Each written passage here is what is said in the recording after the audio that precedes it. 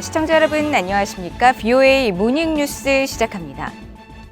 한국 윤석열 당선인 인수위원회가 최근 워싱턴을 찾은 데 이어 미국 국무부 대북 특별대표가 곧 서울을 방문하는 등 양측 간 긴밀한 협의가 이어지고 있습니다. 바이든 행정부가 차기 한국 정부와 새로운 관계를 구축하면서 대북 억지력과 미한 공조 강화, 중국 견제 등을 모색하고 있다고 미국 내 전문가들이 분석했습니다. 첫 소식 조은정 기자가 보도합니다. 미국의 전문가들은 북한의 도발이 고조되는 가운데 바이든 행정부가 차기 한국 정부와의 연쇄 협의에서 대북 억지력 강화 방안을 우선적으로 논의할 것이라고 분석했습니다. 로버트 매닝 애틀랜틱 카운슬 선임 연구원은 VOA에 미국과 한국은 물론 미한일 간의 더 강력한 안보 협력을 바란다며 현재 미국의 중요한 우선순위는 미국과 한국, 일본의 정보와 국방 협력 강화라고 강조했습니다. I think a high priority for the U.S. is strengthening U.S., South Korean, Japanese intelligence and defense cooperation. There's an urgent need to kind of update deterrence to be able to respond to the new weapons capabilities that Kim Jong-un has been acquiring over the last couple of years. Tactical nukes, cruise missiles, SLBMs, MIRV missiles and ICBMs that require some adjustment, so that will be a priority. 에반스 리비어 전 국무부 동아태 담당 수석 부차관보도 김정은 위원장이 지난해 1월 노동당 제8차 대회에서 제시한 핵무기와 탄도미사일 개발 작전을 이행하고 있다면서 북한의 작전이 매우 빠르고 점점 위험한 방향으로 움직이고 있다고 지적했습니다. 그러면서 이것은 미국과 차기 한국 정부의 생각을 핵심적으로 움직이는 요소가 될 것으로 평가했습니다.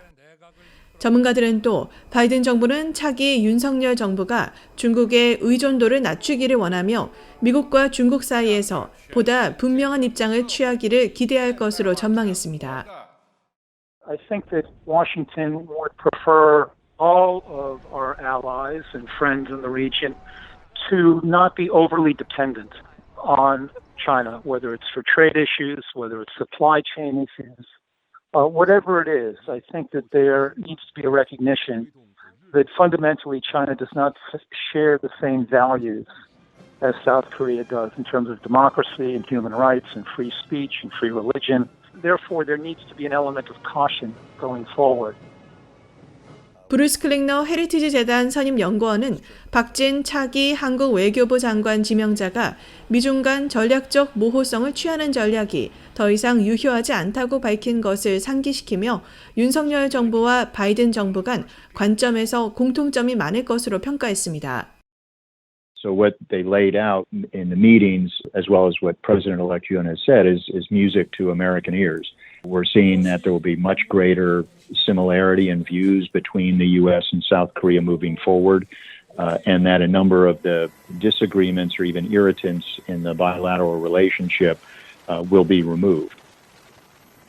전문가들은 바이든 정부가 차기 한국 정부와 대북 정책을 논의할 때 미한 협력을 넘어 일본과의 공조 강화도 강조할 것으로 내다봤습니다.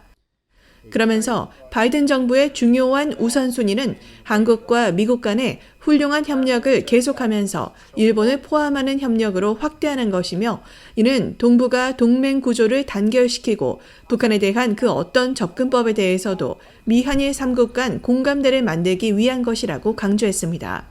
VOA 뉴스 조은정입니다. 성킴 미국 국무부 대북 특별대표와 후나코 시다케이로 일본 외무성 아시아대양주 국장이 북한의 잇단 미사일 발사를 규탄하면서 향후 대응 방안을 논의했습니다. 성김 대표와 후나코시 국장은 14일 전화 협의를 통해 최근 북한 정세에 대해 의견을 교환하고 동시에 유엔 안보리 결의에 따른 북한의 완전한 비핵화를 위해 미일 양국 간 안보 협력을 포함한 영내 억지력 강화 방안 등을 논의했다고 일본 외무성은 밝혔습니다. 두 대표는 또 유엔 안보리 차원의 새 대북 제재 결의안 등을 포함한 대응 방안을 논의하고 미일 그리고 미한일 3국 간 긴밀한 협력의 필요성을 재확인한 것으로 전해졌습니다. 북한이 최근 금강산 한국시설에 대해 일방적인 철거에 나선 것은 출범을 앞둔 한국의 새 정부를 압박하는 차원이라고 한국의 전문가들이 풀이했습니다. 북한의 이런 행동이 북한의 대외적인 고립을 한층 심화시킬 것이라는 지적도 나옵니다. 조상진 기자의 보도입니다. 북한 당국이 지난 2019년 김정은 국무위원장이 철거를 지시한 금강산 한국 측 시설과 관련해 해금강 호텔과 아난티 골프장 등을 철거하는 정황이 잇따라 포착된 데 대해 경제적, 정치적 의도가 있다는 분석이 나옵니다. 경남대 극동문제연구소 이물출 교수는 북한이 남북 협력 사업으로서의 금강산 관광사업 재개에 대한 기대를 접고 일찌감치 독자 개발 방침에 따라 철거에 나선 것으로 진단했습니다. 상당 기간 남북 관계가 이제 재개되기 힘들고 거기에 따라서 이제 금강산 관광의 미래도 이제 극히 이제 불투명해진 상황에서 남쪽과의 관계에 의존해서 경쟁력 있는 관광지를 방치한다는 것은 이거는 말이 안 된다. 그런 판단들이 이제 종합적으로 작용을 해서 한국 쪽하고 협의 없이 이제 일방적으로 해체하는 그런 이제 과정을 밟고 있는 거죠. 한국 정부 산하 국책연구기관인 통일연구원 조한범 선임연구위원은 북한의 행동이 대미, 대남 교착 상태가 장기화하면서 올 초부터 펴고 있는 강경책의 일환으로 평가하면서 정치적 의도가 크다고 분석했습니다. 그래서 금강산에 방역을 유치한다는 건 국내 수요 말고는 없거든요. 근데 국내 수요라는 게 뭐 제한돼 있기 때문에 그러니까 사실 저러한 행동은 정치적 목적이 더 크다. 그러니까 결국 1월 달부터 시작된 모라토리엄 파기, 실제로 파기했죠. 3월 24일 화성 17형으로. 여기에 따른 대남 압박의 강화 차원으로 이렇게 봐야겠죠. 통일연구원 박형중 선임연구위원도 북한의 정치적 의도가 다분한 것으로 평가하면서 북한이 다음 달 출범하는 한국의 새 정부에 대한 압박 메시지를 보내고 있다고 지적했습니다. 특히 원칙 있는 대북 정책을 표방하고 있는 보수 성향의 윤석열 새 정부와 향후 긴장이 높아질 것을 예상하고 압박 카드를 순차적으로 꺼내고 있다고 말했습니다. 한국의 신정부를 상대로 해가지고 앞으로 관계는 더 악화될 수 있을 거고 앞으로 예를 들면은 조평정도 해체하는 식의 조치도 있을 거고 하는 식의 시그널을 더 확실하게 해주는 효과가 있겠죠. 김영석 전 한국통일부 차관은 김정은 위원장 집권 초기엔 외자 유치를 통해 여러 경제 특구들을 만들려는 의지를 보였지만 하노이 미북 정상회담 결렬 이후 자력갱생을 기치로 외부와의 문을 닫고 국가 통제를 강화하는 등의 흐름으로 역행하고 있다며 북한의 일방적 철거 행위가 국제사회 고립을 더욱 심화시킬 것으로 내다봤습니다. 외자 유치를 위해서는 지금 하고 있는 행위 자체가 부정적이죠. 근데 외자 유치의 가능성을 그렇게 높게 보고 있지는 않다라는 거죠. 그러면 어차피 스스로 해야 되는 건데 외자 유치 그거 눈치 보느라고 할 필요는 없겠다라는 차원이 강하지 않나 싶어요. 전문가들은 김 위원장이 대외 관계에서는 미국과의 갈등이 격화되고 있는 중국이나 러시아에 집중하고 내부적으로는 사상 통제를 강화하면서 체제 유지를 위해 고립을 자초하는 통치수를 쓰고 있다고 지적했습니다. BOA 뉴스 조상진입니다. 다음 달 출범하는 한국 윤석열 새 정부의 첫 통일부 장관 후보자로 지명된 국민의힘 권영세 의원은 북한의 비핵화 자체가 남북관계 정상화로 가는 길이라고 강조했습니다. 권영세 후보자는 14일 기자들과 만나 북한이 핵무기가 있고 핵 개발을 계속 고도화하는 상황에서 남북관계 정상화는 어렵다고 생각한다고 밝혔습니다.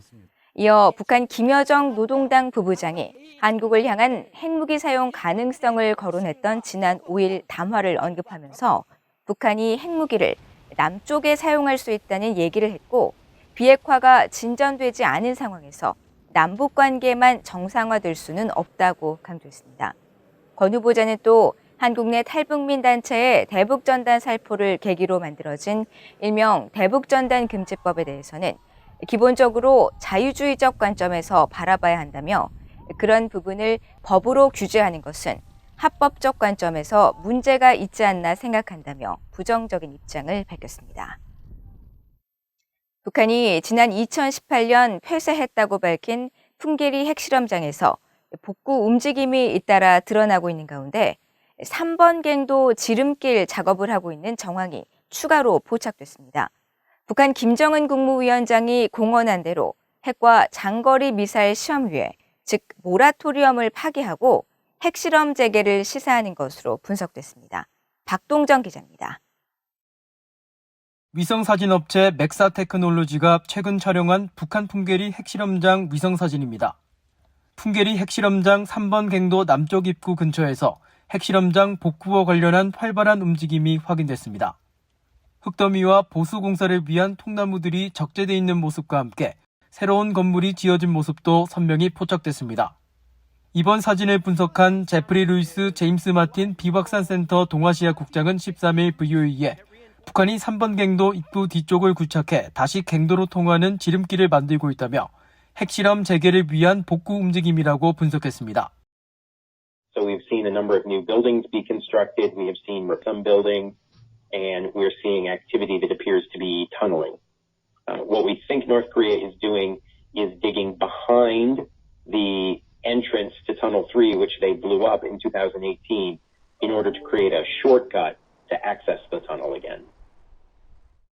루이스 국장은 또 풍계리 핵실험장 3번 갱도에서 유독 재개 움직임이 활발한 것은 과거에 사용하지 않은 갱도를 활용하려는 의도이며 북한이 지난 2018년 풍계리 핵실험장 폐쇄 당시 사용하지 않은 2개의 갱도 중에서 추가 핵실험을 진행할 준비가 됐다는 신호라고 분석했습니다.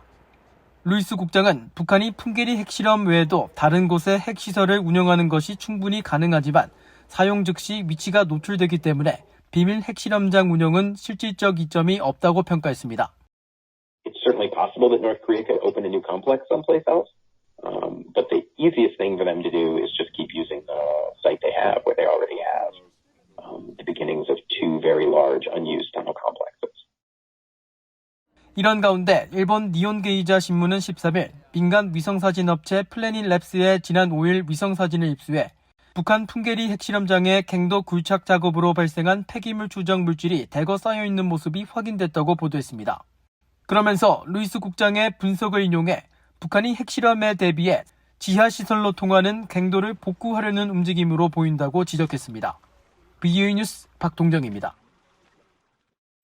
미국이 북한의 잇단 대륙간 탄도미사일 ICBM 시험 발사 등에 대한 책임을 묻는 유엔 안보리 차원의 새 대북 제재를 추진하고 있는 것으로 알려졌습니다.